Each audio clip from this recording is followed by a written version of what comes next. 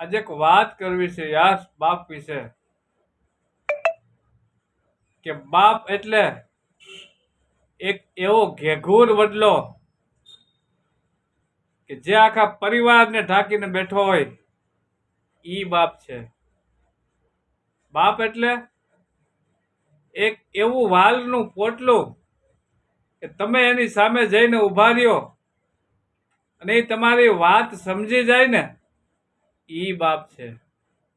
બાપ એટલે એક વિશ્વની એવી અજાયબી કે તમે ગમે તેવી મુશ્કેલીમાં હો અને એ તમારો બાપ તમારી પાસે આવે અને તમારા ખંભે કે તમારા માથા માથે હાથ મૂકીને કહે ને કે હજી હું બેઠો છું, તો સાહેબ મારા માનવા પ્રમાણે દીકરાઓની મુશ્કેલીઓ એમનેમ દૂર થઈ જાય ઈ બાપ છે.